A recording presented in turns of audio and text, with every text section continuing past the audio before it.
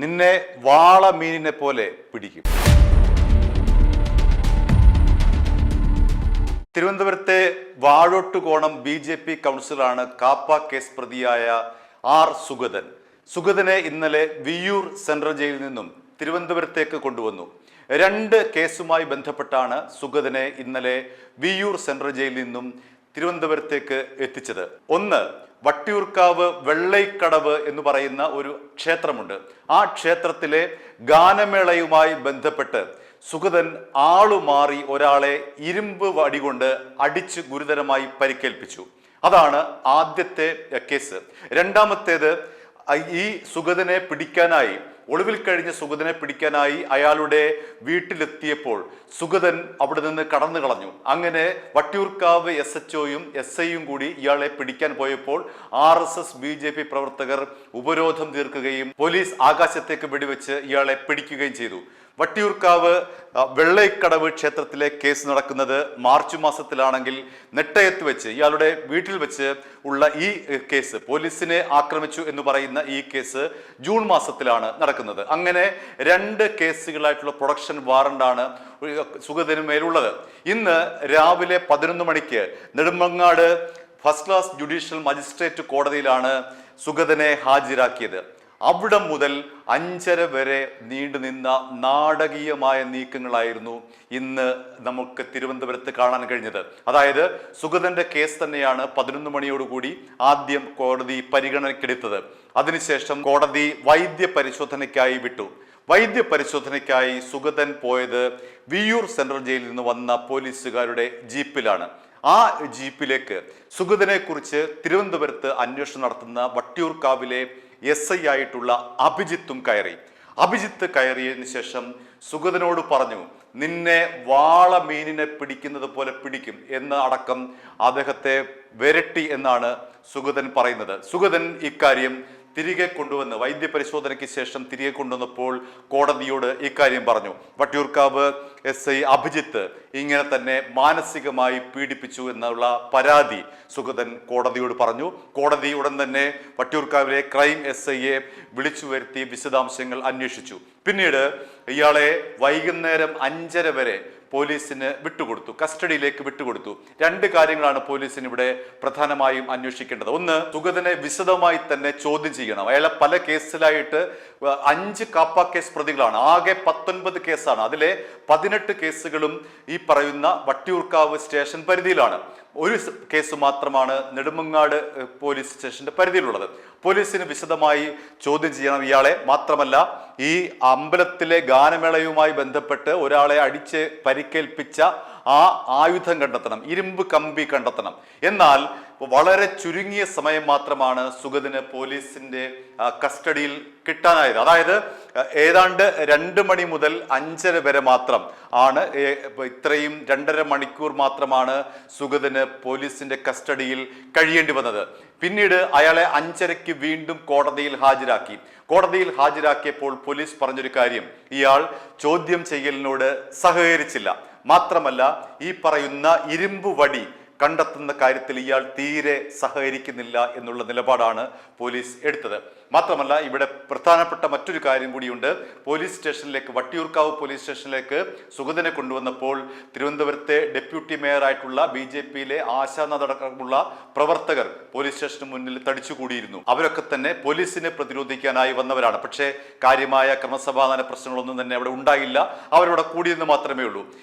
ഇന്ന് സുഗതനെ ഒരുപക്ഷെ വിയ്യൂരിലേക്ക് കൊണ്ടുപോകാനുള്ള സാധ്യതയേറെയാണ്. ഇന്ന് രാത്രി തന്നെ ഒരുപക്ഷെ സുഗതനെ വിയ്യൂർ ജയിലിലേക്ക് തന്നെ കൊണ്ടുപോകും. അതല്ല എങ്കിൽ സുഗതനെ തിരുവനന്തപുരം സെൻട്രൽ ജയിലിൽ പാർപ്പിച്ചിട്ട് നാളെ ഒരുപക്ഷെ വിയ്യൂർ സെൻട്രൽ ജയിലിലേക്ക് കൊണ്ടുപോകും. അതൊക്കെ തന്നെ പോലീസിന്റെ തീരുമാനമാണ്. അതിനെക്കുറിച്ചുള്ള ആലോചനകളൊക്കെ നടന്നു വരികയാണ്. ഇവിടെ എടുത്തു പറയത്തക്ക ഒരു പ്രധാനപ്പെട്ട കാര്യം, സുഗതനുമായി ബന്ധപ്പെട്ട് മാത്രമാണ് തിരുവനന്തപുരത്തെ BJP നഗരസഭാ ഭരണം നിലനിൽക്കുന്നത്. അതിന് 2 കാരണങ്ങളാണ് ഉള്ളത്. ആകെ 101 കൗൺസിലർമാരാണ് ഉള്ളത്. കേവല ഭൂരിപക്ഷത്തിന് 51 51 കൗൺസിലർമാർ വേണം. പക്ഷേ 50 പേർ മാത്രമേ BJP കൗൺസിലർമാരായിട്ടുള്ളൂ. ഒരു കൗൺസിലർ എന്ന് പറയുന്നത് സ്വതന്ത്രനാണ്.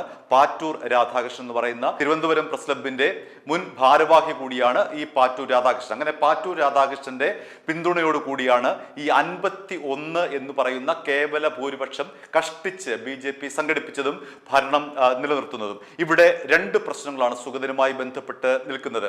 ആദ്യത്തെ പ്രശ്നം എന്ന് പറയുന്നത് 3 കൗൺസിൽ യോഗത്തിൽ പങ്കെടുത്തില്ല എങ്കിൽ മുനിസിപ്പൽ ആക്ട് പ്രകാരവും കേരള പഞ്ചായത്ത് രാജ് ആക്ട് പ്രകാരവും ഒരാളുടെ അംഗത്വം സ്വാഭാവികമായി റദ്ദാക്കും. ഇവിടെ സുഗതൻ BJP പറയുന്നതനുസരിച്ചാണെങ്കിൽ ഒരു കൗൺസിൽ യോഗത്തിൽ മാത്രമേ പങ്കെടുത്തിട്ടുള്ളൂ, 2 കൗൺസിൽ യോഗത്തിൽ ഇനിയും പങ്കെടുക്കാനുണ്ട് എന്നാണ് BJPയുടെ വാദം. എന്നാൽ LDFും UDFും പറയുന്നതാകട്ടെ സുഗതൻ 2 യോഗങ്ങളിൽ പങ്കെടുത്തു, 3ാമത്തെ യോഗം നഗരസഭ നീട്ടിക്കൊണ്ടുപോവുകയാണ്. കാരണം സുഗതന്റെ ഈ ഒരു ജാമ്യവുമായി ബന്ധപ്പെട്ടാണ് അവിടെ നീട്ടിക്കൊണ്ടുപോകാനുള്ള കാരണം, മീറ്റിംഗ് വിളിക്കാതെ നീട്ടിക്കൊണ്ടുപോകാനുള്ള കാരണം. കാരണം സുഗതൻ പുറത്തിറങ്ങി വന്ന് കൗൺസിൽ യോഗത്തിൽ പങ്കെടുത്തു കഴിഞ്ഞാൽ അംഗത്വം നഷ്ടമാവില്ല, BJPയുടെ ഭരണവും നഷ്ടമാവില്ല. ഇതാണ് ഒന്നാമത്തെ പ്രശ്നം. സുഗതനുമായി ബന്ധപ്പെട്ടുള്ള ഒന്നാമത്തെ പ്രശ്നം അതാണ്. കാരണം സുഗതൻ വന്നില്ല എങ്കിൽ ഈ പറയുന്ന കേവല ഭൂരിപക്ഷം എന്ന് പറയുന്നത് 50ആയി ചുരുങ്ങും. ഇനി സുഗതനുമായി ബന്ധപ്പെട്ട രണ്ടാമത്തെ പ്രശ്നം എന്ന് പറയുന്നത് 20 കൗൺസിലർമാർ, സുഗതനടക്കമുള്ള 20 കൗൺസിലർമാർ ശ്രീനാരായണ ഗുരുവിന്റെയും അതേപോലെ ആറ്റുകാൽ ദേവിയുടെയും ഒക്കെ പേരിലാണ് പ്രതിജ്ഞ ചൊല്ലിയത്. എന്നാൽ ഈ പ്രതിജ്ഞ അസാധുവാക്കുകയായിരുന്നു കോടതി. ഒന്നുകിൽ ദൃഢപ്രതിജ്ഞ ചെയ്യേണ്ടി വരും, അതല്ല എങ്കിൽ ദൈവനാമത്തിൽ സത്യപ്രതിജ്ഞ ചെയ്യേണ്ടി വരും. എങ്കിൽ മാത്രമേ അയാൾക്ക് അംഗത്വം നിലനിൽക്കുകയുള്ളൂ. അതിന്റെ അടിസ്ഥാനത്തിൽ ജൂൺ 24-ാം തീയതിയിലുള്ള കോടതിയുടെ അടിസ്ഥാനത്തിൽ പിറ്റേ ദിവസം തന്നെ, അതായത് 25-ാം തീയതി തന്നെ സുഗതൻ ഒഴികെയുള്ള 19 കൗൺസിലർമാരും സത്യപ്രതിജ്ഞ ചെയ്ത് അവരുടെ അംഗത്വം സംരക്ഷിച്ചു നിർത്തി. സുഗതനാകട്ടെ വിയ്യൂർ സെൻട്രൽ ജയിലിൽ കാപ്പ കേസിൽ അകത്ത് കിടക്കുകയാണ്. അപ്പോൾ സുഗതൻ വന്ന് സത്യപ്രതിജ്ഞ ചെയ്ത് അധികാരമേറ്റില്ല എങ്കിൽ 4 ആഴ്ചയാണ് സമയം കൊടുത്തിരിക്കും. കോടതിയുടെ നിയമപ്രകാരമാണെങ്കിൽ 4 ആഴ്ചയ്ക്കകം സത്യപ്രതിജ്ഞ ചെയ്യണമെന്നാണ്, പുനർസത്യപ്രതിജ്ഞ ചെയ്യണമെന്നാണ്. അപ്പോൾ ഈ 4 മാസത്തിനകം സുഗതൻ ജാമ്യം ലഭിച്ച് പുറത്തു വന്ന് സത്യപ്രതിജ്ഞ ചെയ്തില്ല എങ്കിൽ അദ്ദേഹത്തിന്റെ അംഗത്വം നഷ്ടപ്പെടും. അങ്ങനെ 2 തരത്തിലാണ് സുഗതന്റെ അംഗത്വം നഷ്ടപ്പെടുന്നത്. അങ്ങനെ നഷ്ടപ്പെട്ടു കഴിഞ്ഞാൽ BJPയുടെ തിരുവനന്തപുരത്തെ കോർപ്പറേഷൻ ഭരണം തന്നെ ഇല്ലാതാകും. അതാണ് സുഗതനുമായി ബന്ധപ്പെട്ട ഏറ്റവും വലിയ രാഷ്ട്രീയ പ്രശ്നം. അതാണ് സുഗതനിലേക്ക് എല്ലാവരും ശ്രദ്ധ കേന്ദ്രീകരിക്കുന്നത്. BJPക്ക് ഏത് വിധേനയും സുഗതനെ പുറത്തിറക്കി ജാമ്യത്തിലിറക്കി സത്യപ്രതിജ്ഞ ചൊല്ലിക്കുക, ഒപ്പം 3ാമത്തെ കൗൺസിൽ യോഗത്തിൽ പങ്കെടുപ്പിക്കുക എന്നുള്ളതാണ് BJPയുടെ ഏറ്റവും പ്രധാനപ്പെട്ട അജണ്ട. BJP പറയുന്നത് ഒരു കൗൺസിൽ യോഗത്തിൽ മാത്രമെന്നാണ്.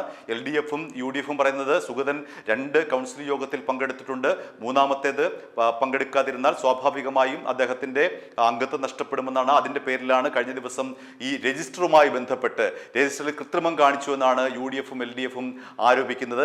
അങ്ങനെ ആ രജിസ്റ്ററുമായി ബന്ധപ്പെട്ട് സുഗതൻ എത്ര കൗൺസിൽ യോഗത്തിൽ പങ്കെടുത്തു എന്ന് ആ രജിസ്റ്റർ ഉണ്ടാവുമല്ലോ, അതുകൊണ്ട് ആ രജിസ്റ്റർ കാണണമെന്ന് പറഞ്ഞുകൊണ്ടാണ് കഴിഞ്ഞ ദിവസം UDFിന്റെ സ്റ്റാൻഡിംഗ് കൗൺസിൽ ചെയർമാനായിട്ടുള്ള ശബരിനാഥ് പ്രശ്നത്തിലേക്ക് വന്ന് ചാടിയത്. ആ രജിസ്റ്റർ അദ്ദേഹം തട്ടിപ്പറിച്ചു. ഉടൻ തന്നെ BJP കൗൺസിലർമാർ ആ രജിസ്റ്റർ അദ്ദേഹം തിരിച്ച് പിടിക്കാനുള്ള ശ്രമം ഉണ്ടായി. അങ്ങനെ ആകെ അലങ്കോലമായി, ആകെ അടിപിടിയായി. അതൊക്കെ ഉണ്ടായത് ഈ പറയുന്ന സുഗതൻ എത്ര കൗൺസിൽ യോഗത്തിൽ പങ്കെടുത്തു എന്നുള്ളതിന്റെ വ്യക്തത വരുത്താൻ വേണ്ടിയിട്ടാണ് UDF അങ്ങനെ ചെയ്തത്. LDFിന് സമാനമായ നിലപാടാണുള്ളത്. സുഗതൻ 2 യോഗങ്ങളിൽ പങ്കെടുത്തു എന്ന് LDFും UDFും ആരോപിക്കുന്നു. അതേസമയം BJP ആകട്ടെ ഒരു കൗൺസിൽ യോഗത്തിൽ മാത്രം സുഗതൻ പങ്കെടുത്തിട്ടുള്ളൂ, ഇനി അദ്ദേഹത്തിന് 2 ചാൻസും കൂടി ഉണ്ട് എന്ന് പറയുന്നു. എന്തു തന്നെയായാലും ഇനി കൗൺസിൽ യോഗം വിളിച്ചാൽ സുഗതൻ അവിടെ വന്നില്ല എങ്കിൽ അദ്ദേഹത്തിന്റെ അംഗത്വം സ്വാഭാവികമായും നഷ്ടപ്പെടും. അതുകൊണ്ട് തന്നെയാണ് സുഗതനെ കേന്ദ്രീകരിച്ചുകൊണ്ടുള്ള BJPയുടെ ഈ നീക്കങ്ങൾ. എന്തു തന്നെയായാലും ഇന്ന് വട്ടിയൂർക്കാവ് SI പറഞ്ഞത് വാളമീനിനെ പിടിക്കുന്നത് പോലെ നിന്നെ പിടിക്കുമെന്നാണ്. അതായത് കൂടുതൽ കുരുക്കിലേക്ക് സുഗതനെ കൊണ്ടുപോകും എന്നുള്ളതാണ് പോലീസിന്റെ മുന്നറിയിപ്പ്. എന്തു തന്നെയായാലും സുഗതന്റെ ഈ ഒരു പരാതി പോലീസ് തന്നെ ഇങ്ങനെ മാനസികമായി തകർത്തു എന്നുള്ള പരാതി കോടതി പരിഗണിക്കുകയും അത് രേഖപ്പെടുത്തുകയും ചെയ്തു. അതിന്റെ അടിസ്ഥാനത്തിലാണ് വട്ടിയൂർക്കാവ് ക്രൈം SIയോട് നേരിട്ട് ഹാജരാകാൻ പറഞ്ഞതും. ചുരുക്കത്തിൽ ഇന്ന് ഒന്നും നടന്നില്ല എന്ന് പറയാം. കാരണം സുഗതനെ കൊണ്ടുള്ള തെളിവെടുപ്പ് നടന്നില്ല, സുഗതൻ ചോദ്യം ചെയ്യലുമായി സഹകരിക്കുകയും ചെയ്തില്ല. i2i News, an eye for truth. i2i News subscribe ചെയ്തിട്ടില്ലാത്തവർ ഇപ്പോൾ തന്നെ സബ്സ്ക്രൈബ് ചെയ്യുക. നോട്ടിഫിക്കേഷൻ ലഭിക്കുവാൻ ബെൽ ബട്ടണും അമർത്തുക.